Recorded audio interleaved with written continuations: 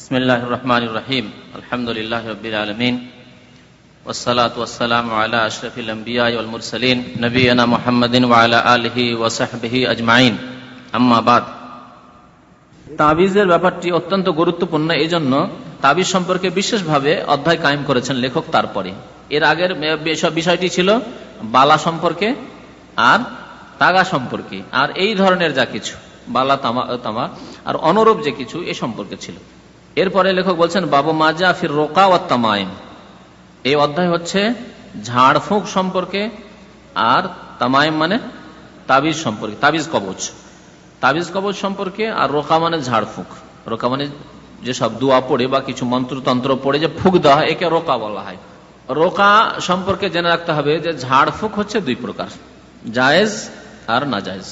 কারণ জায়েজ ঝাড়ফুঁকের সহি হাদিসে প্রমাণ রয়েছে, এবং জায়েজ ঝাড়ফুঁকের জন্য আল্লাহ সূরা নাস এবং ফালাক স্পেশালি নাজেল করেছেন জাদু থেকে নবী করিম সাল্লাল্লাহু আলাইহি ওয়াসাল্লামের আরোগ্যতার জন্য। এছাড়া প্রচুর সহি হাদিস রয়েছে যে নবী সাল্লাল্লাহু আলাইহি ওয়াসাল্লাম ঝাড়ফুঁক করতেন।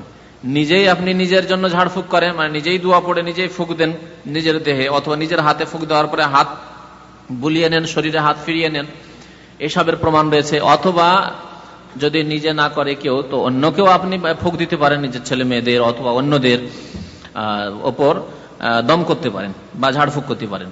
এই ঝাড়ফুঁকের ক্ষেত্রে জায়েজ কোনগুলি? যেগুলি শিরক মুক্ত, যাতে শিরক নেই, আর অর্থ জ্ঞাত। শিরক মুক্ত, অর্থ জ্ঞাত। যদি অর্থ বুঝতে পারেন, অর্থ বুঝতেই হবে, অর্থ না বুঝলে চলবে না কিন্তু।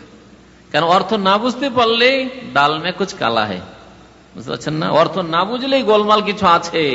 এইসব মন্ত্রতন্ত্র যারা তৈরি করেছে এমন করে তৈরি করেছে আপনাকে বুঝতে দিতে চায় না, কিন্তু আপনি করুন, শিরক করুন। আর অনেক জিনের নাম আছে, শয়তানের নাম আছে, দেবী দেবতার নাম আছে, যেগুলি আপনি বুঝতে পারবেন না, ওই টার্মগুলি বুঝতে পারবেন না, ওইভাবে শিরক করাতে চায়।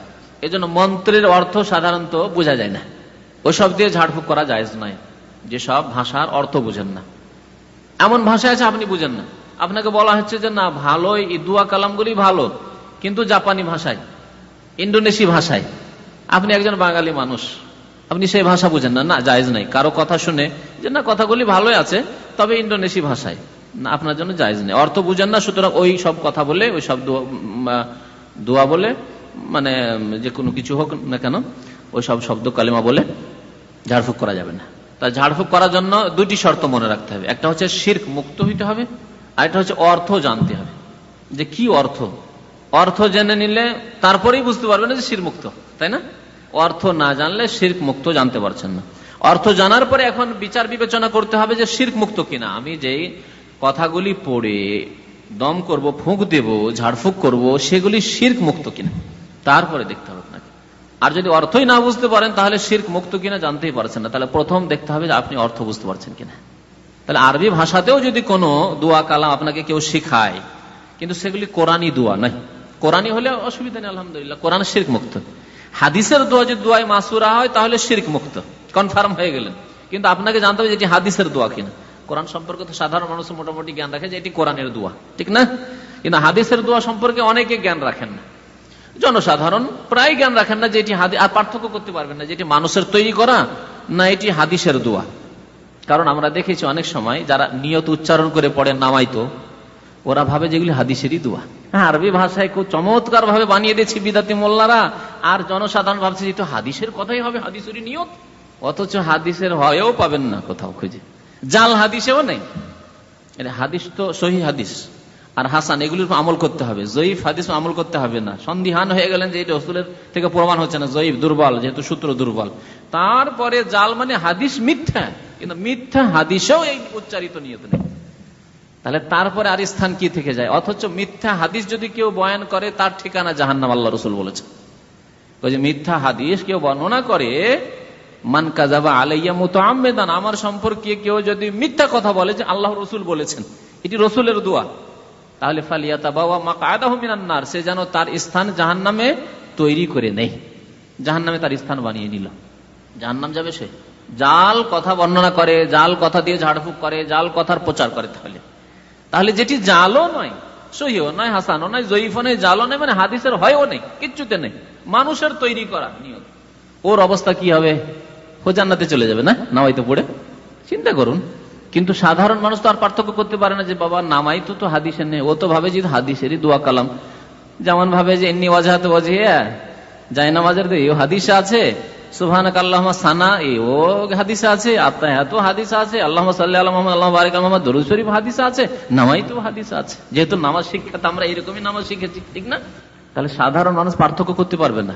আরবি ভাষাতে হইলে ধোকা খেতে হবে না, কারণ সুলাইমানি নকশা, আরো বলি গত সপ্তাহে বলেছিলাম সুলাইমানি নকশার কথা না, সুলাইমানি নকশাতে যেসব মন্ত্র আছে, মন্ত্র শিরকি মন্ত্র, সেগুলি আরবি ভাষায় আছে।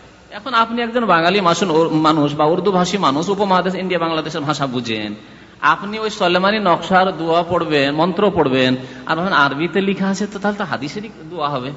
আর ঝাড়ফুঁক করা শুরু করলেন, না, মোটেই না। কেন কোন মেয়ের সাথে প্রেম করার জন্য সুলাইমানি নকশাতে দোয়া শিখাচ্ছে, আর বলছে যে আল্লাহুম্মা ইন্না ফলা বিনতে ফলানিন, এইভাবে ফলা বিনতে ফলানিন, অমুকের মেয়ে অমুক, আর ওরকে আমি ভালোবাসতে চাই, সুতরাং এটা আমার ব্যবস্থা হওয়া চাই, এইভাবে যে লিখেছে আরবি ভাষা। এখন সাধারণ পাবলিক মানুষ পড়বে, ভাবে যে তো দুয়ারে ইন্না ফলানান বিনতে ফলানান লিখা আছে, বিন্ত লিখা আছে, ফলান লিখা আছে, ইন্না লিখা আছে, তো আরবি, তাহলে তো দোয়া কালাম, অথচ মন্ত্র, কুফর, শিরক, তারপরে হারাম এইসব প্রেম করা। আল্লাহ বলছেন সোজা চলো, তুমি বিবাহ করবে, পয়গাম দাও, গার্জেন আছে, বিবাহ দিলে ভালো, আর না হলে অন্য কোথাও খুঁজো। হাটে বাজারে সওদা করতে গিয়েছো, কেনাকাটার জন্য গিয়েছো, যে যার সাথে তোমার হচ্ছে দরে দামে হইলো কেন, আর না হইলো অন্য জায়গায় দেখো তুমি। হ্যাঁ, ওই রকমই ব্যাপার স্যাপার এখানে, বিয়ে শাদী হচ্ছে আখদ, প্রেম করে বিয়ে করবে জবরদস্তি। আর এই মন্ত্র শিরকি মন্ত্র শেখাচ্ছে, আর নাম হয়েছে সুলাইমানি নকশা, নাউজুবিল্লাহ। নবীর নামের সাথে কত শয়তানি আচরণ, শিরক আর কুফরি করবে সুলাইমান আলাইহিস সালামের নাম দিয়ে, আমালে কোরআনী নাম দিয়ে। আমালে কোরআনী বই আছে, ঝাড়ফুঁক, শিরকি ঝাড়ফুঁক শেখানো হচ্ছে আমালে কোরআনী। তারপরে আর একটা কি আছে, নেয়ামুল কোরআন। এই লেভেলগুলো সুন্দর হইতে হবে, লেভেল সুন্দর না হলে তো মানুষ নেবে না। তো নেয়ামুল কোরআন, আমালে কোরআনী, রাহে নাজাত, এসব বই ঝাড়ফুঁকের। তো কি বলছিলাম, ঝাড়ফুঁক, ঝাড়ফুঁক করার ক্ষেত্রে আপনাকে অর্থ বুঝতে হবে। তাহলে আরবি ভাষাতে লেখা আছে কোন মন্ত্র, মন্ত্র এই জন্য বলছে, দোয়া এই জন্য বলছেন যে দোয়া বললে মানুষ ভাবে যে হয়তো আল্লাহ এবং রসুলের শেখানো, সেজন্য মন্ত্র বলছি, মানে যা দিয়ে ঝাড়ফুঁক করবেন। তো সেই মন্ত্রটি আরবি ভাষা তো শিরক হতে পারে। আরবি ভাষাতে ফেরেশতার কাছে ফরিয়াদ করা হয়েছে, জিনের কাছে চাওয়া হয়েছে, বা ওই দেবী দেবতার কাছে, লাতুজ্জা মানাতের কাছে চাওয়া হয়েছে, তা হতে পারে। আর বেশিরভাগ জিনের কাছে ফরিয়াদ করা হয়। যতগুলি ঝাড়ফুঁকের মন্ত্র আছে, ওই জিন্নাতের কাছে, শয়তানের কাছে মদত চাওয়া হয়। আর শয়তানের কাছে মদত চাইলে শয়তান মদত করে, দুনিয়াতে কিছু ফায়দা হয়ে যেতে পারে। এই জন্য অনেক সময় দেখা যায় যে শিরকি কুফরি ঝাড়ফুঁক করলো, মন্ত্র পড়ে ফায়দা হয়ে গেল, কারণ যে জিনকে ডাকছেন সে জিন খুশি হয়ে আপনার সাহায্য করবে। এখন একজন মানুষ যখন খ্রিস্টান হয়ে যাচ্ছে, খ্রিস্টান মিশনগুলি তার সাহায্য করছে, খ্রিস্টান মিশন সাহায্য করছে। কাদিয়ানি হয়ে যাচ্ছে, কাদিয়ানিরা সাহায্য করছে। তাহলে মানুষ দুনিয়াতে দেখতে পাচ্ছেন যে আপনি বাতিলকে গ্রহণ করলে সাহায্য হচ্ছে আপনার। তাহলে যখন জিনের কাছে ফরিয়াদ করবেন, শিরক করবেন, তো জিন সাহায্য করবে না? ওই রকমই সাহায্য হয়ে থাকে। তো ঝাড়ফুঁকের ক্ষেত্রে আপনাকে প্রথম অর্থ জানতে হবে। আপনি যখন ঝাড়ফুঁক করছেন অর্থ জানতে হবে, আরবিতে থাকলে অর্থ জানতে হবে, অন্য কোনো ভাষায় থাকলেও অর্থ জানতে হবে। এখানে আরেকটি কথা তাহলে আমরা জানতে পারলাম যে ঝাড়ফুঁকের জন্য জরুরি নয় যে আরবি ভাষাতে ওই দুয়াটি বা মন্ত্রটি হইতে হবে। আরবি ভাষায় নয়, হয়তো বাংলা ভাষায়, আল্লাহ তুমি আমার ছেলেটিকে আরোগ্য দান করো, আল্লাহ তুমি এই ছেলেটিকে আরোগ্য দান করো, আল্লাহ তুমি এই ছেলেটিকে আরোগ্য দান করো, ফুঁক দিলেন, জায়েজ হবে কিনা? যেটা আল্লাহর কাছে চাইছেন আপনি। কোথায় আছে যে আপনাকে আরবি শিক্ষা ফরজ, আপনি আরবি জানেন না, বা আপনার এলাকায় গ্রামে কেউ আরবি জানে না, আর একটু ঝাড়ফুঁক করবেন সেই জন্য আপনি আর ঝাড়ফুঁক করতে পারছেন না? না, করেন, জায়েজ। কিন্তু যদি আরবি ভাষাতেও হয় আর শিরিক থাকে, ও চলবে না। আবু জাহাল আবু লাহাব আরবি ভাষাতেই শিরিক করতো, হ্যাঁ করতো না? আবু জাহাল আবু লাহাব মক্কার কুরাইশরা, আরবের আর কাফেররা আরবি ভাষাতে শিরক কুফরি করেছে। তো কথা হচ্ছে যে ঝাড়ফুঁক করলে আপনাকে অর্থ জানতে হবে সেই ভাষার, আর অর্থ জানার পরে তখন আপনাকে বিবেচনা করতে হবে যে এই অর্থ ঠিক আছে কিনা। শিরক তো নেই, অন্যের ওসিলা দোহাই তো দেওয়া হয়নি, অন্যের মাধ্যমে তো চাওয়া হয়নি কিছু। এগুলি দেখার পরে তখন আপনাকে ঝাড়ফুঁক করতে হবে। তাবিজ সম্পর্কে যেহেতু দর্শেই চলে আসবে সবকিছু, সুতরাং আরবি ভূমিকাতে বেশি কিছু বলছি না। তাবিজ করা সঠিক মাসলা হচ্ছে যে তাবিজ শিরক, ছোট শিরক অথবা বড় শিরক। যদি শিরক থাকে তার মধ্যে তাহলে বড় শিরক। ধরেন শিরকি কথাই লেখা আছে, দেবী দেবতার নাম আছে অথবা জিনের নাম আছে, ফেরেশতার নাম লেখা আছে, ইয়া আলী, ইয়া হুসাইন, ইয়া জিলানি, ইয়া চিশতি, হ্যাঁ এসব লেখা আছে, দিয়ে তাবিজ করা আছে, তাহলে বড় শিরক। আর এসব যদি না থাকে, দোয়া কালাম দিয়ে তাবিজ করলেন, ভালো কথা দিয়ে তাবিজ করলেন, অর্থ মানে বোধগম্য, আর অর্থে কোনো শিরক নেই, তারপরে তাবিজ ঝুলালেন আপনি, তাহলে এটি ছোট শিরকের অন্তর্ভুক্ত। এটি হচ্ছে সহি মাসলা। বাকি এই ক্ষেত্রে, এই দ্বিতীয় ক্ষেত্রে যে যদি দোয়া থাকে, শিরক না থাকে, দোয়া কালাম দিয়ে তাবিজ করা হয়, তাহলে কিছু কিছু লোকেরা জায়েজ বলেছেন, কিন্তু এর দলিলগুলি সবগুলি দুর্বল, কোনো সহি দলিল নেই, কোনো সহি দলিল নেই। নবী করিম সাল্লাল্লাহু আলাইহি ওয়াসাল্লাম, সাহাবায়ে কেরামরা তারা এইসব করতেন না, যদিও সেই যুগ থেকে অল্প কিছু ইখতিলাফ দেখা গেছে, যেমন লেখক তা স্পষ্ট করেছেন। এমনকি আমাদের দেশে যারা তাবিজ টাবিজ করে, তারা যেহেতু হানাফি মাযহাবের সাথে জড়িত, তাদের জন্য এখানে দৃষ্টান্তমূলক কিছু আলোচনা শেষ দিকে আছে, যে ইমাম আবু হানিফার ওস্তাদের ওস্তাদ ইব্রাহিম নাখাই, ইমাম আবু হানিফার ওস্তাদের ওস্তাদ, ইমাম আবু হানিফার শিক্ষক ছিলেন হাম্মাদ বিন আবি সুলাইমান, আর তার ওস্তাদ ইব্রাহিম নাখাই। ইব্রাহিম নাখির ওস্তাদ আলকামা আসওয়াদ, আর আলকামা আসওয়াদের ওস্তাদ হচ্ছেন আব্দুল্লাহ বিন মাসউদ সাহাবী রাদিয়াল্লাহু তাআলা আনহু, যিনি কুফায় হিজরত করে চলে গেছিলেন, ইরাকে হিজরত করে গিয়েছিলেন নবী সাল্লাল্লাহু আলাইহি ওয়াসাল্লামের সাহাবী।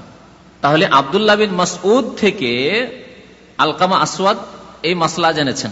আব্দুল্লাহ বিন মাসউদ কার কাছ থেকে জেনেছেন? রাসূলুল্লাহ সাল্লাল্লাহু আলাইহি ওয়াসাল্লাম, হ্যাঁ সাহাবী। রাসূলুল্লাহ সাল্লাল্লাহু আলাইহি ওয়াসাল্লামের কাছে আব্দুল্লাহ বিন মাসউদ এই মাসলা জানলেন, আর আব্দুল্লাহ বিন মাসউদের কাছে জানলেন তার প্রসিদ্ধ সাহাবী। অনেক ছাত্র ছিলেন, কিন্তু একজনের নাম মানে আর কি মানে শীর্ষস্থানীয় তারা তার সঙ্গী বা ছাত্র আলকামা আসওয়াদ। এই আলকামা আসওয়াদ এদের মানে শীর্ষস্থানীয় ছাত্র হচ্ছেন ইব্রাহিম নাখী রাহমাতুল্লাহ আলাইহি। ইব্রাহিম নাখীর ছাত্র হাম্মাদ, আর হাম্মাদের ছাত্র ইমাম আবু হানিফা। অনেক ছাত্রের মধ্যে ইমাম আবু হানিফা ছাত্র, প্রসিদ্ধ ছাত্র। তো ইমাম আবু হানিফার দোহাই দিয়ে যে মাযহাব আমাদের দেশে ভাইরা মানেন, তারাই কিন্তু এই তাবিজ কবজ করে থাকেন। সুতরাং লেখক শেষখানে বলেছেন যে ইব্রাহিম নাখী বলতেন যে সমস্ত রকমের তাবিজ তারা অপছন্দ করতেন, অর্থাৎ হারাম মনে করতেন, নাজায়েজ মনে করতেন। কারাহাত শব্দটি আরবি ভাষায় যখনই ব্যবহার হবে এমনি সাধারণ ভাবে, তখন কারাহাতের তাহরিম উদ্দেশ্য হয়। ফিকার কিতাব, হানাফি ফিকার কিতাবে এই কথাটি স্পষ্ট রয়েছে, অর্থাৎ কারাহাত মাকরুহ শুনে অনেকে ধোঁকা খায় যে মাকরুহ মানে তাহলে চলতে পারে, আর বরং যারা সিগারেট খাওয়া লোক, তামাক খাওয়া লোক, ওরা তো মনে করে মাকরুহ মানে খাওয়ার জিনিস। মাকরুহ মানে কি? খাওয়ার জিনিস। যারা সিগারেট খায় তারাকে যদি বলে না সিগারেট খাওয়া তো হারাম, জর্দা খায় বলছে জর্দা খাওয়া তো হারাম, কে বললো হারাম? তাহলে কি বলছে? মাকরুহ। তো মাকরুহ তো খাচ্ছ কেন? মানে খাওয়ার জিনিস। তাহলে মাকরুহ মানে খাওয়ার জিনিস, ঠিক কিনা? মাকরুহ মানে খাওয়ার জিনিস, অথচ মাকরুহ মানে অপছন্দনীয়। শাব্দিক অর্থ কি? অপছন্দনীয়, ঘৃণিত। তাহলে যখন ঘৃণিত, অপছন্দনীয়, কার নিকট ঘৃণিত? আল্লাহ এবং রাসূলের নিকট ঘৃণিত। তার আল্লাহ এবং রাসূলের নিকটে যদি ঘৃণিত হয়, শরীয়তের দৃষ্টিতে ঘৃণিত হয়, তাহলে সেটি খাওয়ার জিনিস, পান করার জিনিস কখনো না। তারপরে মনে রাখেন, হানাফি ফিকার কিতাবাদিতে রয়েছে যে কোন কিতাবে, কোন ফিকার কিতাবে, কোন মাসলায় যদি লেখা থাকে যে হাজা মাকরুহ বা হাজা ইউকরাহ, এটি মাকরুহ, তাহলে মাকরুহ মানে বড় মাকরুহ ধরা হয়, অর্থাৎ মাকরুহে তাহরিমই ধরা হয়। মাকরুহ দুই ভাগে বিভক্ত তাদের কাছে ফিকার মাসলায়, মাকরুহে তাহরিম এবং মাকরুহে তানজিহ। মাকরুহে তাহরিমের উদ্দেশ্য হচ্ছে হারাম, নিষিদ্ধ। কিন্তু হারাম কেন বললেন না তারা? একটু ভাষায় পার্থক্য করেছেন, ভাষায় পার্থক্য করেছেন। এর উদাহরণটি দিচ্ছি। কবরে সিজদা করা বা আল্লাহ ছাড়া অন্যকে সিজদা করা, দেবী দেবতাকে সিজদা করা কি? শিরক। আর একজন উত্তর দিল হারাম। ঠিক নাই তার উত্তরটি? এখনই বলেন যে শিরক হারাম, তাহলে ওই বললো যে না আল্লাহ ছাড়া অন্যকে সিজদা করা হারাম, তাহলে ওর উত্তর ঠিক আছে। আর আপনি যে বললেন আল্লাহ ছাড়া অন্যকে সিজদা করা শিরক, এই উত্তরও ঠিক আছে। আর যদি কেউ বলে যে আল্লাহ ছাড়া অন্যকে সিজদা করা নাজায়েজ, অবৈধ, সে উত্তরও ঠিক আছে। কিন্তু একটু একটু পার্থক্য আছে, ঠিক না? শিরক যখন বললেন, সতর্ক, শিরক, শিরক মুসলমানই থাকবো না। আর যদি হারাম বলেন, তো অনেকে হারাম খাচ্ছে মুসলমান, মদ খাওয়া হারাম, মিথ্যা কথা বলাও হারাম, তাই না? ওয়াদা খেলাফি করাও হারাম। তাহলে ওই রকম পর্যায়ে তো শিরক নিয়ে যাওয়া যাবে না। কিন্তু হারামের আওতা হচ্ছে অনেক ব্যাপক, হারামের আওতাভুক্ত। হারাম চাইতে একটু হালকা ভাষা হচ্ছে নাজায়েজ, বুঝতে পারছেন? বাম হাতে পান করা হারাম, কথাটি একটু শক্ত লাগছে, কিন্তু নাজায়েজ ঠিক আছে তার জন্য, বুঝতে পারছেন? কি বলছিলাম? মাকরুহ। মাকরুহ কেন বললেন ফোকাহারা, হারাম না বললে? ওই যে হালকা করে একটু, যেমন নাজায়েজ আর হারামের পার্থক্য করে একটু বলা হয়েছে, ঠিক তেমনি মাকরুহ তাহরিমি, এমন মাকরুহ ঘৃণিত যেটা হারাম, তাহরিম। আর আরেকটা হচ্ছে মাকরুহ তানজিহ, মানে অপছন্দনীয়, কখনো প্রয়োজনে যদি ব্যবহার করা যায়, কিন্তু আসলে অপছন্দনীয়, অপছন্দনীয়, মাকরুহ তানজিহ। তো কথা হচ্ছে যে ফোকাহারা বলেছেন, যেখানে ফোকাহারা বা ওলামারা বলেন মাকরুহ মানে মাকরুহ তাহরিমি, হারাম, নিষিদ্ধ, তাহলে তাবিজ আব্দুল্লাহ বিন মাসউদ, আব্দুল্লাহ বিন মাসউদের ছাত্রগণ, আব্দুল্লাহ বিন মাসউদের ছাত্রদের অন্তর্ভুক্ত ইমাম আবু হানিফা, তাদের মত ছিল যে তাবিজ হচ্ছে হারাম, নিষিদ্ধ। লেখক বলছেন যে বুখারী শরীফে রয়েছে, ফিস সাহিহ মানে সহিহ বুখারীতে রয়েছে, আন আবি বাশির আল আনসারী, আবি বাশির আনসারী রাদিয়াল্লাহু তাআলা আনহু বর্ণনা করেছেন, আন্নাহু কানা মা রাসূলিল্লাহ সাল্লাল্লাহু আলাইহি ওয়াসাল্লাম, তিনি আল্লাহ রাসূলের সাথে ছিলেন কোন এক সফরে, ফি বাদি আসফারিহি, কোন এক সফরে, যুদ্ধের সফরে ছিলেন, সফর থেকে ফিরে আসছিলেন, আর সাহাবায়ে কেরামদের সাথে সফরে উট থাকা স্বাভাবিক, কারণ ওটি ছিল তাদের যানবাহন সওয়ারি। ফাআরসালা রাসূলান আল্লা ইউবকায়ান্না ফি রাকাবাতি বাইরিন কিলাদাতান মিন ওয়াতরিন আও কিলাদাতান ইল্লা কুতিয়াত। আল্লাহ রাসূল বললেন যে মানুষকে জানিয়ে দাও, ঘোষণা করে দাও যে কোনো উটের গলায় যাতে করে কোনো মালা না থাকে, মালা না থাকে, যদি মালা থাকে বিশেষ মালাই হোক বা সাধারণ মালা হোক, ইল্লা কুতিয়াত কেটে ফেলো, ছিঁড়ে ফেলো। এই যে জানোয়ারের গলায় মালা দেওয়া, এটি চলে আসছে পুরনো যুগ থেকে, জাহিলিয়াতের যুগ থেকে চলে আসছে। আমরা দেখেছি ছোটকালে মহিষ, গ্রামে গঞ্জে মহিষ দেখতাম, মহিষের গলায় থাকে মালা থাকে, এই ঝনঝন করে বাজে না, ওইসব মালা থাকে না, বা বেল্টের মতো মালা থাকে, বাজে না, বিনা বাজনারই রয়েছে হয়তো, কিন্তু বেল্ট থাকে, হ্যাঁ, চামড়া দিয়ে তৈরি করা বেল্ট থাকে, থাকে না, চামড়া দিয়ে তৈরি করা বেল্ট থাকে।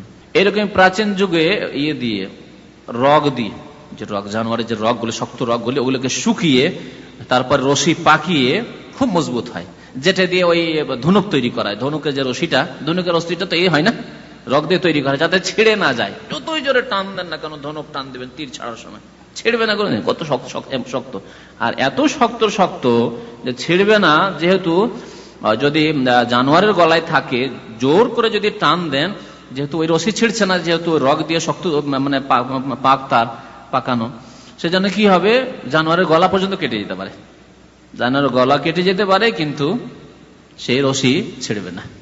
তাহলে দুইটি উদ্দেশ্যে নিষেধ করা হয়েছে। একটি হচ্ছে যে জাহিলিয়াতের যুগে কুসংস্কার ছিল যে এই রগের তৈরি করা অথবা চামড়ার তৈরি করা অথবা বিভিন্ন রকম জিনিস দিয়ে তৈরি করা এসব মালা যদি গলায় থাকে জানোয়ারের, উটের হোক আর মহিষের হোক আর গরুর হোক, তাহলে বদনজর লাগবে না। গাই, দুধ দেওয়া গাই যে দুধ হচ্ছে, ও গায়ের গলাতে এসব ঝুলিয়ে রাখে, যাতে করে তার দুধে কেউ বদনজর না লাগিয়ে দেয়। অগ্রিম, প্রতিরক্ষামূলক, শিরক, এই শিরকের অন্তর্ভুক্ত। এই একটি দিক হচ্ছে শিরকের দিক, যে কুসংস্কার ছিল জাহিলিয়াতের যুগ থেকে, যার কারণে নিষেধ করেছেন নবী করিম সাল্লাল্লাহু আলাইহি ওয়াসাল্লাম, এবং ছেড়ে ফেলতে বলেছেন কোনো জানোয়ারের গলায়, কোনো উটের গলায় যদি কোনো মালা থাকে তাহলে। আর একটি দিক হচ্ছে যে ওই জানোয়ার আহত হইতে পারে, জানোয়ারের গলা কেটে যেতে পারে, জোর করে টান দিতে গেলেন একটা জানোয়ারকে, আর জানোয়ারটা আসতে চাইছেন, আপনি তাড়াতাড়ি করে টান দিচ্ছেন, গলা কেটে যেতে পারে।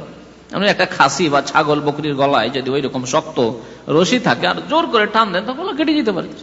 তো নবী করিম সাল্লাল্লাহু আলাইহি ওয়াসাল্লাম এই দুইটি দিককে লক্ষ্য করে নিষেধ করেছেন। কি বলছেন, ফারসালা রাসূলান, আল্লাহ রাসূল প্রেরণ করলেন। কেমন কথা, রাসূল প্রেরণ করলেন, কে এর ব্যাখ্যা করতে পারে? দূত পাঠালেন। রাসূল, আরবিতে রাসূল বলা হয় যে কোনো দূতকে, রাসূল বলা হয় কাসেদ বা দূতকে। যেই ব্যক্তি কোনো মেসেজ নিয়ে, সংবাদ নিয়ে কোথাও যায়, তাকে বলা হয় রাসূল। আল্লাহ রাসূল সাল্লাল্লাহু আলাইহি ওয়াসাল্লাম, তিনি রাসূল। কার রাসূল? আল্লাহর রাসূল, মানে আল্লাহর দূত। আল্লাহ তিনি মেসেজ নিয়ে পাঠিয়েছেন মানুষ জাতির কাছে, যাও তাদেরকে সত্য বিধান পৌঁছে দাও, কি করণীয় কি বর্জনীয়, কিভাবে ইবাদত করতে হবে আর কোন কাজগুলি করতে হবে না। এ হচ্ছে আল্লাহর রাসূল, আল্লাহর পক্ষ থেকে তিনি রাসূল। আর রাসূলের পক্ষ থেকে রাসূল মানে রাসূল রাসূলুল্লাহ সাল্লাল্লাহু আলাইহি ওয়াসাল্লাম, আল্লাহর রাসূল সাল্লাল্লাহু আলাইহি ওয়াসাল্লাম কোন এক ব্যক্তিকে পাঠালেন যে যাও লোকজনকে জানিয়ে দাও। আল্লাহ রাসূলের পক্ষ থেকে তিনি দূত, সংবাদ বাহক। তো আল্লাহ রাসূল এক দূতকে পাঠালেন কি ঘোষণা করার জন্য? আল্লাহ ইউবকায়ান্না ফি রাকাবাতে বাইর, কোন উট, বাইর মানে উট, জামাল মানে উট, বাইর মানে উট, নাকাতুন মানে উট, উষ্ট্রি। উটের অনেক আরবি রয়েছে, এরকম ঘোড়ারও অনেক আরবি আছে, কয়েক শত আরবি রয়েছে ঘোড়ার। উটের পরে ঘোড়া ব্যবহার করতে আরবরা। ফি রাকাবাতে বাইর, উটের গলায়, রাকাবা গলায়, যাতে করে কেলাদা মানে হার, মালা, কোনো হার কোনো মালা না। মিন ওয়াতার, ওয়াতার বলা হয় যে আপনার ধনুকের যে রশিটি থাকে ওকে ওয়াতার বলা হয়। আও কেলাদা, অথবা যখন ধনুকের রশি পুরনো হয়ে যেত, ধনুকের রশিটা যখন পুরনো, নতুন নতুন তো ধনুকেই রাখতো, কিন্তু তারা তো ওই তীর ধনুক ব্যবহার করতো।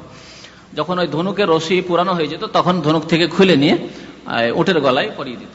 আর ভাবতো যে এই ধনুকের রশি যদি উটের গলায় লাগানো থাকে তাহলে বিপদ মুক্ত থাকবে, বদনজর লাগবে না, বিপদ আপদ থেকে মুক্ত থাকবে। এই জন্য বিশেষভাবে আল্লাহ রসুল বলছেন কেলাদা মিন ওয়াতার, ধনুকের রশি, আও কেলাদা অথবা যে কোনো রকমের হার মালা যদি থাকে তো যা না রাখা হয় ইল্লা কতিয়াত, কি করা হয় তা ছিঁড়ে ফেলে দেওয়া হয় বা কেটে দেওয়া হয়, তা মানে কেটে দেওয়া। তাহলে এই ধরনের জিনিসও রাখা যাবে না। আর তারপরে বলছেন ইবনে মাসউদ রাদিয়াল্লাহু তাআলা আনহু হাদিস, ওয়ান ইবনে মাসউদ রাদিয়াল্লাহু আনহু قال سمعت رسول الله صلى الله عليه وسلم, আব্দুল্লাহ ইবনে মাসউদ যিনি কুফা হিজরত করেছিলেন আর তার ইলম পৌঁছেছে ইমাম আবু হানিফা রাহমাতুল্লাহ আলাইহির কাছে। সুতরাং আমরা যারা নিজেরা হানাফি দাবি করি তাদেরকে সতর্ক হওয়া উচিত এই তাবিজ থেকে। রাসূলুল্লাহ সাল্লাল্লাহু আলাইহি ওয়াসাল্লাম থেকে শুনেছি বলছেন কি, আল্লাহ রাসূল ইরশাদ করেছেন ইন্নার রুকা, নিশ্চয় ঝাড়ফুঁক করা, ওয়া তামাইম, তাবিজ কবচ, ওয়া তেওয়ালা, এবং ভালোবাসা সৃষ্টি, প্রেম সৃষ্টির জন্য কোনো পন্থা অবলম্বন, শিরকুন, এগুলি শিরকের অন্তর্ভুক্ত। রাওয়াহু আহমদ, হাদিসে মুসনাদ আহমদে রয়েছে, আবু দাউদে রয়েছে। এই হাদিসের ব্যাখ্যা পরে আসছে, এজন্য শব্দের অর্থ বলে দিলাম, ব্যাখ্যাগুলি চলে আসবে। আব্দুল্লাহ বিন ওকাইম লিখেছেন, আসলে ওকাইম হবে এটি। আব্দুল্লাহ বিন ওকাইম রাদিয়াল্লাহু তাআলা আনহু মারফু অর্থাৎ আল্লাহ রাসূল থেকে বর্ণনা করেছেন, নবী সাল্লাল্লাহু আলাইহি ওয়াসাল্লাম বলেছেন মান তাআল্লাকা শাইআন, কেউ যদি কোনো কিছু ঝুলায়, ওকেলা এলে, তাহলে তারই সুপুর্দ করে দেওয়া হয়, তার কোনো সাহায্য করা হয় না। তিরমিজির হাদিস, তিরমিজি না আর কি, মুসনাদ আহমদ এবং তিরমিজি। লেখক বলছেন তামাইম কাকে বলে? তামাইম তামিমাতুনের বহুবচন, শাইউন ইউআল্লাকু আলাল আওলাদ আনিল আইন। তামাইম তাবিজ কবজ যা ছেলে মেয়েদের শরীরে ঝুলানো হয়, গলায় হোক আর হাতে হোক, কোমরে হোক, যেখানে পায়ে হোক, যে কোনো জায়গায় হোক না কেন, ছেলে মেয়েদের সন্তান সন্ততির শরীরে ঝুলানো হয়। আনিল আইন মানে বদনজর থেকে রক্ষার উদ্দেশ্যে, আইন মানে বদনজর, আইন মানে নজর হয়, আর এই ক্ষেত্রে আইন মানে বদনজর, কারো আইন লেগে যাওয়া, চোখ লেগে যাওয়া। লাকিন এজা কানাল মুআল্লাক মিনাল কোরআন, ব্যাখ্যাটি ভালো করে শুনুন। বলছেন কিন্তু যদি যা কিছু ঝুলানো হয়েছে অর্থাৎ তাবিজ, তা যদি কোরআন থেকে হয়, কোরআনের আয়াত, সূরা নাস, ফালাক বা কোনো আয়াত, কোরআনের কোনো দোয়া, রব্বানা যালামনা আনফুসানা, লা ইলাহা ইল্লা আনতা সুবহানাকা ইন্নী কুনতু মিনাজ জালিমিন, আয়াতুল কুরসি ইত্যাদি, এই যদি হয় তাহলে এই ক্ষেত্রে ইখতিলাফ রয়েছে, একটু মতভেদ রয়েছে। ফাররাখাসা ফিহি বাযুস সালাফ, সালাফগণের কেউ কেউ, বাদ তার মানে অধিকাংশ সালাফগণ জায়েজ করেননি, কিছু, বাজ মানে কিছু কিছু সালাফগণ এর ক্ষেত্রে ছাড় দিয়েছেন, রুখসাত মানে ছাড় দিয়েছেন। ওয়াবাদুহুম লাম ইউরাখিস ফিহি, আর কেউ কেউ এই ক্ষেত্রে কোন রকমের ছাড় দেননি, বলছেন না নিষেধ, কোরআন থেকে হইলেও নিষিদ্ধ। ওয়ায়াজআলুহু মিনাল মানহি আনহু, এবং কোরআনের দোয়া থেকে হলেও, হাদিসের দোয়া থেকে হলেও তা নিষিদ্ধর অন্তর্ভুক্ত, মানহি আনহু, হ্যাঁ, নিষিদ্ধ জিনিসের অন্তর্ভুক্ত। অর্থাৎ কোরআন দিয়েও তাবিজ করা যাবে না, হাদিসের দোয়া দিয়েও তাবিজ করা যাবে না। এদের অন্তর্ভুক্ত যারা নিষিদ্ধ বলে আখ্যায়িত করেছেন এই রকমের তাবিজকে, কোরআনী বা হাদিসে দোয়া দিয়ে তাবিজ করাকে, মিনহুম ইবনে মাসউদ, এদের অন্তর্ভুক্ত হচ্ছেন আব্দুল্লাহ বিন মাসউদ রাদিয়াল্লাহু তাআলা আনহু। এখানে একটি কথা আবার পুনরাবৃত্তি করি, গত সপ্তাহে বলেছি যে কোরআন দিয়েও যদি তাবিজ করা হয় তো নিষিদ্ধ। এর তিনটি কারণ গত সপ্তাহে উল্লেখ করেছি, আজকে আপনাদের বলতে হবে। কোরআন এবং হাদিসের দোয়া দিয়ে তাবিজ করার একটি ক্ষতিকর দিক হচ্ছে যে কোরআন হাদিসের, আল্লাহ এবং রসুলের কালামের বেহুরমতি, অবমাননা। অমুসলিম করলে চেঁচামেচি, আর মুসলিমরা অবমাননার দিন করতে আছে, অবমাননা। আর এটি হচ্ছে কাবিরা গুনাহ। বরং বলা হয়েছে কোরআনের আর হাদিসের দুয়ার, আল্লাহ এবং রসুলের কালামের বেহুরমতি হচ্ছে কুফরি, কুফরি নয়। যদি কোরআনটাকে নিয়ে ফেলে দিল তাহলে কাফের হবে না, সে কাফের হবে। ওই রকমই কেউ যদি কোরআনের একটি পাতা নিয়ে নকল করলো, যারা নকল করে, ইসলামিক সাবজেক্ট নিয়ে পড়াশোনা করছে, নকল করে গিয়ে নকলটিকে কোথায় আর রাখবো, পায়খানা নিয়ে ফেলে দিল, তাহলে সে কাফের হয়ে গেল। তাহলে আল্লাহ এবং রসুলের কালামের বাণীর অবমাননা, মানহানি করা হচ্ছে কুফর। আর তাবিজ যারা ব্যবহার করে তারা এই পাপটি করে। সুতরাং জায়েজ হতে পারে না, কোরআন হাদিসের দোয়া দিয়েও তাবিজ করা জায়েজ হতে পারে না। এমন কোন মানুষ নেই যে সে বলে যে আমি যতবার পেশাবে যাই, যতবার পায়খানা যাই, যতবার বিবির কাছে যাই, আমি তাবিজ খুলে যাই। আছে কেউ? কেউ নেই। মহিলারা আমাদের দেশে ম্যাক্সিমাম তাবিজ ব্যবহার করে, প্রত্যেক মাসে 5 দিন 7 দিন 10 দিন ধরে ওই নাপাক থাকবে, খুলে রাখে, কখনো না। একটি কারণ। দ্বিতীয় কারণ অন্য কেউ বলবে, হ্যাঁ, এই যে তাওয়াক্কুল হচ্ছে ইবাদত, আর আল্লাহর উপর তাওয়াক্কুল কমে গিয়ে পুরোপুরি তাওয়াক্কুল ভরসা কিসের উপর হয়ে যায়? তাবিজের উপর। জি, যেমন একটু আগে বলছিলাম যে শরীর বন্ধ করা আছে, বাড়ি বন্ধ করা আছে, চিন্তা নেই, নাকে তেল দিয়ে ঘুমাচ্ছে, কি জন্য? চোর ডাকাত হোক, আশেপাশে চুরি হবে, আমার বাড়িতে চুরি হইতেই পারে না, হতেই পারে না আমার বাড়িতে চুরি, কারণ বাড়ি বন্ধ করা আছে। বুঝতে পারছেন তাওয়াক্কুল কিরকম গায়রুল্লাহর উপর? তাহলে তাবিজ যার শরীরে থাকে, রাত্রে অন্ধকারে যাচ্ছে, কোনো কিছু ক্ষতি করতে পারবে না, কারণ তাবিজ আছে। তো তাবিজ আছে, জিন শয়তান ক্ষতি করতে পারবে না। তাহলে তাওয়াক্কুল কোথায়? আল্লাহ ছাড়া অন্যের উপর, তাবিজের উপর। দুইটি কারণে হারাম। তৃতীয় নম্বর কারণ, হ্যাঁ জায়েজ, যদি কিছু লোকেরা জায়েজ বলেছে, জায়েজের দোহাই পেড়ে না জায়েজের পথকে উন্মুক্ত করা, যেই ক্ষেত্রে সর্বসম্মতিক্রমে ইত্তেফাক রয়েছে যে না জায়েজ। ব্যাখ্যা কি এই কথাটির? যে যারা বলে যে আমরা কোরআনী দোয়া দিয়ে তাবিজ করছি, হাদিসের দোয়া দিয়ে তাবিজ করছি, তারা তাতে সীমিত রাখে না। তারা এই দোহাই পেড়ে ইয়া মোহাম্মদ, ইয়া আলী, ইয়া ফাতেমা, ইয়া হোসেন, ইয়া জিলানি, ইয়া চিশতি, বরং হিন্দুদের দেবী দেবতার নাম, কত জিন শয়তানের নাম দিয়ে তাবিজ করে তারা। গত সপ্তাহে একটি তাবিজ মনে হয় এখানে দেখিয়েছে না, মঙ্গলবারে দেখিয়েছি, দেখেছে না, যাতে 5 পঞ্চাতনের নাম লেখা আছে, 5টি পবিত্র দেহ, মোহাম্মদ, আলী, ফাতেমা, হাসান, হোসেন। বলেন তাহলে কোরআনের দুয়ার দোহাই পেড়ে এই শিরকি তাবিজ চলছে বাজারে। তাহলে যেই ক্ষেত্রে ইখতিলাফ একটু আছে, মানে একটু তিলের মতো সুযোগ, ওকে তাল করে দিয়ে রাস্তা পুরো খুলে দিয়ে এখন শিরক কুফরি সমস্ত রকমের তাবিজ বাজারে চলতে আছে, বড় তেজারতে পরিণত হয়েছে। এই 3টি কারণে তাবিজ কোরআনের আয়াত দিয়েও বা হাদিসের দোয়া দিয়েও জায়েজ নয়। জি, লেখক বলছেন ওয়ার রোকা, রোকা মানে ঝাড়ফুঁক। ঝাড়ফুঁকের অপর নাম আরবি ভাষায় হে আল্লাতি তোসাম্মাল আজাইম, একে আরবি ভাষায় আজাইম বলে। এই ঝাড়ফুঁক জায়েজ না না জায়েজ, 2 প্রকার, তাই না? তাই লেখক বলছেন ওয়া খাসসা মিনহু দালিল মা খালা মিনাশ শিরক, দলিল দ্বারা খাস করা হয়েছে ওইসব ঝাড়ফুঁককে জায়েজ হিসাবে যা শিরক থেকে মুক্ত, শিরক থেকে খালি, খালা মানে খালি, শিরক থেকে মুক্ত, শিরক নেই এমন কথা দিয়ে, এমন বাক্য দিয়ে, এমন দোয়া দিয়ে ঝাড়ফুঁক করা যাবে। কারণ সহি হাদিসে ফাকাদ রাখাসা ফিহি রাসূলুল্লাহ সাল্লাল্লাহু আলাইহি ওয়াসাল্লাম মিনাল আইনি ওয়াল হুমা, কারণ বিশেষভাবে নবী করিম সাল্লাল্লাহু আলাইহি ওয়াসাল্লাম ঝাড়ফুঁকের অনুমতি দিয়েছেন বদনজরের ক্ষেত্রে আর বিষ দূর করার ক্ষেত্রে, বিষ দূর করার ক্ষেত্রে। এর আগে হয়তো হাদিসটি পড়া হয়েছে মনে হয় না, ওই যে 70,000 লোক বিনা হিসাবে জান্নাতে যাবে, হাদিসটি পড়া হয়েছে না? ওখানে আছে না, লা রুকিয়াতা ইল্লা মিন আইনিন আও হুমাতিন, হাদিসটি মনে রাখবেন, লা রুকিয়া ইল্লা মিন আইনিন আও হুমাতিন, ঝাড়ফুঁক নেই কি ছাড়া? আইন বদনজর ছাড়া, আর হমা বিষ ছাড়া, বিষ দূর করা ছাড়া। মানে উপকারী, ওখানে ব্যাখ্যাটি বলেছিলাম, এর মানে এই নয় যে অন্য তৃতীয় কোনো ক্ষেত্রে ঝাড়ফুঁক করা যাবে না, এমনটা নয়। এর অর্থ হচ্ছে যে সবচাইতে উপকারী ঝাড়ফুঁক হচ্ছে বদনজরের ক্ষেত্র আর বিষের ক্ষেত্র। কারণ বদনজর আর বিষের ক্ষেত্রে নবী সাল্লাল্লাহু আলাইহি ওয়াসাল্লামের জামানায় ওই রকম চিকিৎসা জড়িবটির ব্যবস্থা হয়নি। আজকাল হয়তো দংশনের ক্ষেত্রে সাপের বিষ দূর করার ক্ষেত্রে বা বিছুর বিষ দূর করার ক্ষেত্রে চিকিৎসা মেডিসিনের ব্যবস্থা হয়েছে, তখন ওইরকম ব্যবস্থা ছিল না, যার ফলে নবী সাল্লাল্লাহু আলাইহি ওয়াসাল্লাম বলেন। আর বদনজরের ক্ষেত্রে আজ পর্যন্ত হয়তো মেডিসিনের ব্যবস্থা হয়নি, কিন্তু বদনজরের ক্ষেত্রে ঝাড়ফুঁক অত্যন্ত উপকারী। এই জন্য নবী সাল্লাল্লাহু আলাইহি ওয়াসাল্লাম বলেছেন যে অত্যন্ত ফলপ্রসূ ঝাড়ফুঁক হচ্ছে কি? বদনজর দূর করার ক্ষেত্রে আর বিষ দূর করার ক্ষেত্রে। বাকি অন্যান্য ক্ষেত্রেও চলবে। নবী সাল্লাল্লাহু আলাইহি ওয়াসাল্লামের অনেক হাদিস রয়েছে এরকমই, সূরা ফাতিহা দিয়ে বিষ দূর করার ক্ষেত্রে বুখারী শরীফে হাদিস রয়েছে যে সাহাবায়ে কেরামরা সফরে আসছিলেন, আর এক বংশের এক নেতাকে, সরদারকে সাপে দংশন করেছিল বা বিচ্যুত দংশন করেছিল, তার আগে সূরা ফাতিহা পড়ে পড়ে ফোঁক দিলেন আর তার বিষ নেমে গেল। কিন্তু আমাদের দেশে যারা ওঝা, সাপের ওঝা বড় শয়তান, কিন্তু মনে রাখবেন এরা করে কি জানেন? যদি জানতে পারে যে কাউকে বিষ লেগেছে, মানে সাপে দংশন করেছে, শুনতে পেলে সমস্যা, ওদেরকে জানতে দিতে হবে। যদি আপনি সূরা ফাতিহা দিয়ে, কোরআন দিয়ে যদি ঝাড়ফুঁক করতে চান, এই শয়তানদেরকে জানাতে হবে না। জানতে পারলে সমস্যা আছে, জানলে ওরা ওখান থেকে কি করবে, তাদের তদবির করে দিবে যে যাতে করে আর আমাদেরকে না ডেকে কেউ বিষ নামাতে না পারে। এই শয়তানিগুলো তারা করে, যেহেতু তারা গায়রুল্লাহর মদত চায়, দেবী দেবতার মদত ছাড়া তাদের ওই ওঝাদের ঝাড়ফুঁক হয় না বিষ নামার ক্ষেত্রে। এই অন্যায়গুলি তারা করে, মানুষ মরে যাক, এরা এত নিষ্ঠুর, কাফের মুশরিক নিষ্ঠুর যে মানুষ মরে যাক সে বিষ লেগে, কিন্তু তারা না, তাকে না ডাকলে বিষ নামতে দেবে না।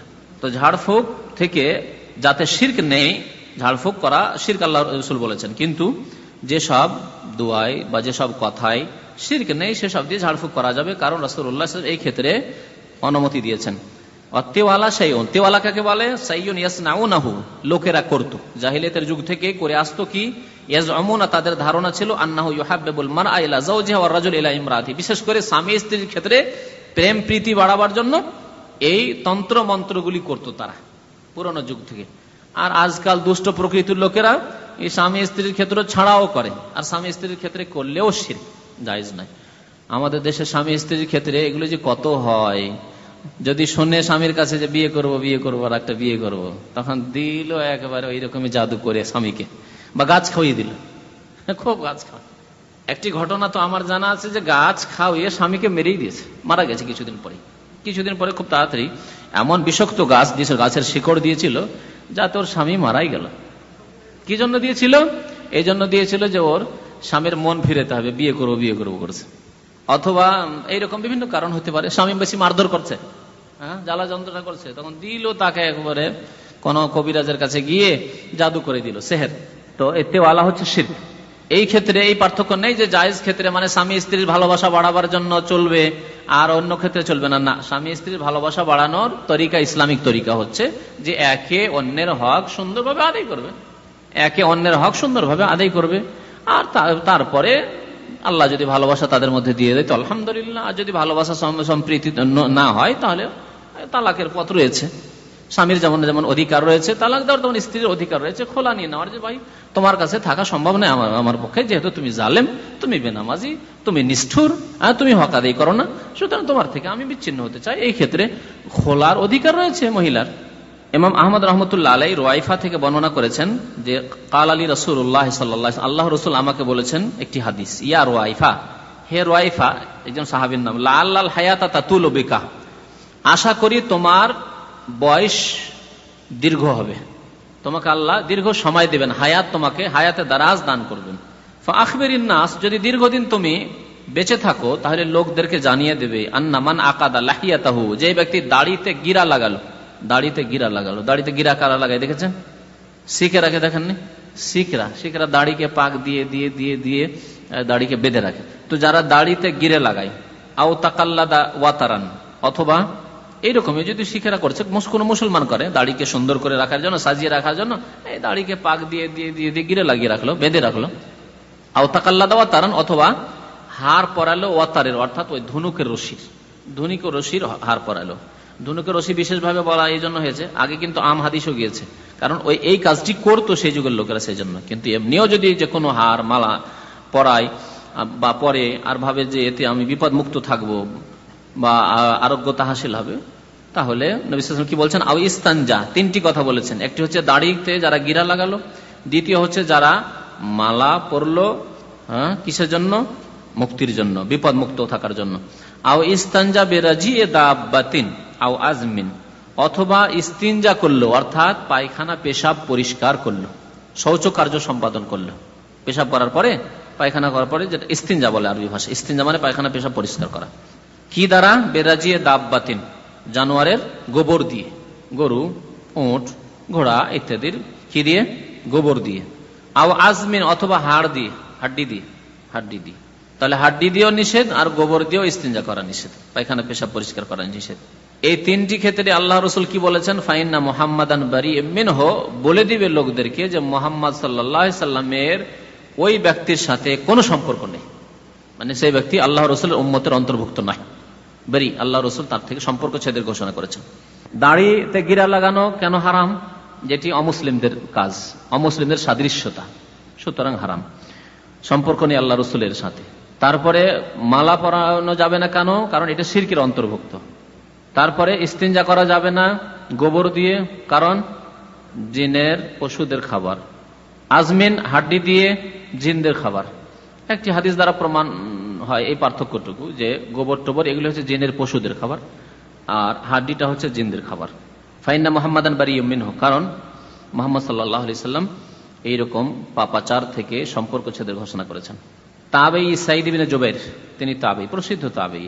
সাঈদ ইবনে জুবাইর রাহমাতুল্লাহ আলাইহি বলেছেন, মান কাতা তামিমাতান মিন ইনসানিন কানা কাআদলি রাকাবা, যে ব্যক্তি কোনো মানুষের তাবিজকে ছিঁড়ে ফেলল, তাহলে তাবিজ যদি কারো হাতে থাকে, কারো গলায় থাকে, আর আপনি ছিঁড়ে ফেলতে পারেন, তাহলে বল প্রয়োগ করে ছিঁড়ে ফেলা সওয়াবের কাজ। এমনটা না হয় যে মারামারি শুরু হয়ে যায়, এমন ক্ষেত্রে আপনি বল প্রয়োগ করবেন, ছিঁড়ে ফেলবেন, যে না বন্ধু মানুষ কিছু বলবে না, ওই তো মনটা একটু ক্ষুণ্ণ হইলেও কিন্তু কিছু করতে পারবে না। অথবা অধীনস্থ ব্যক্তি, অথবা আপনার এইরকম ক্ষমতা রয়েছে যে মেনে নেবে, ঠিক আছে। এমনকি অন্তর থেকে যদি নাও মেনে নেয় তাও তবুও করতে হবে। কিন্তু কথা হচ্ছে যে যাতে করে ফিতনা ফাসাদ না হয়, মারপিট না হয়ে যায়, লড়াই না হয়ে যায়, এর কারণে খুন না হয়ে যায়। জি হ্যাঁ, তাও তো আরো ভালো।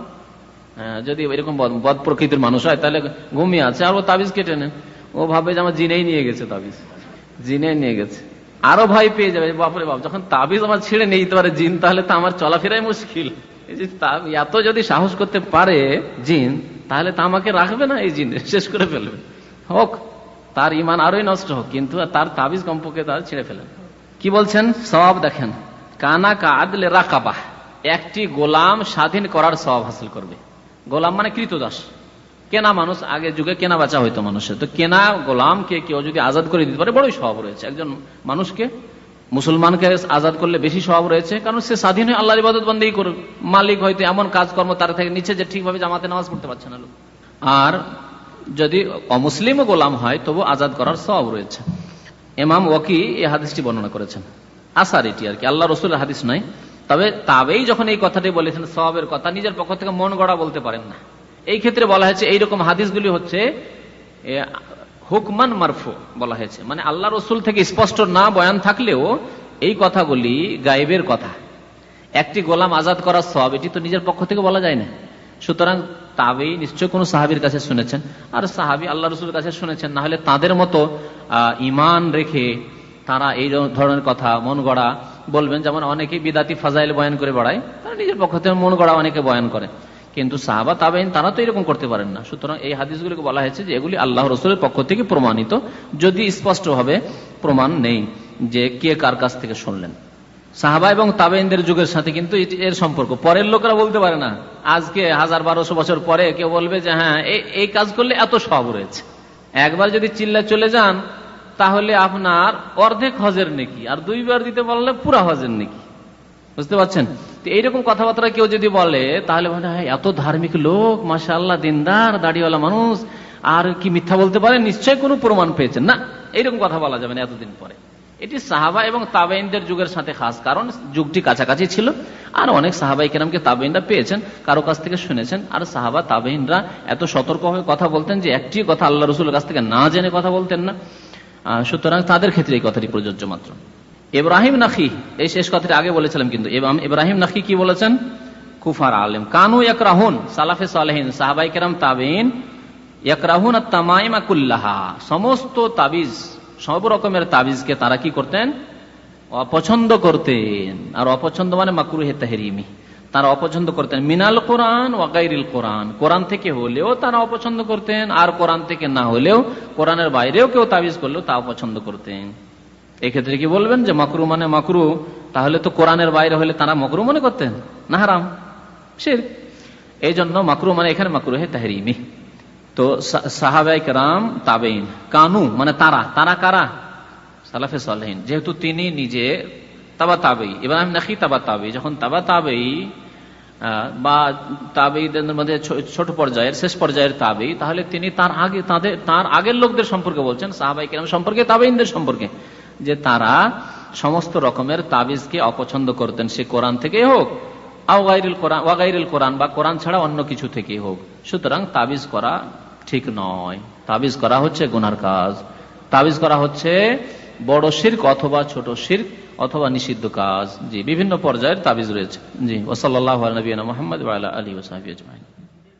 এক ভাই প্রশ্ন করেছেন যে তার স্ত্রী তার বাচ্চার গলায় তাবিজ রেখেছে, বারণ করলেও সে তার কথা শুনছে না, এখন কি করা উচিত? শোনাতে হবে, নসিহত করা উচিত। নম্বর 1, যদি নসিহত করে না হয় তাহলে রাগ করা উচিত। বুঝতে পারছেন? ওয়াল্লাতি তাখাফুনা নুশুজাহুন্না ফাইযাহুন্না ওয়াহজুরুহুন্না ফিল মাদাজি ওয়াদরিবুহুন্না, আল্লাহ বলছেন যদি তোমার বিরুদ্ধাচরণ করে, দিনের কথায় মানতে গিয়ে না মানে ঠিকভাবে গুনাহ করে, তাহলে প্রথম উপদেশ দাও, ওয়াজ করো, চিঠি লিখেন, বড় বড় করে চিঠি লিখেন।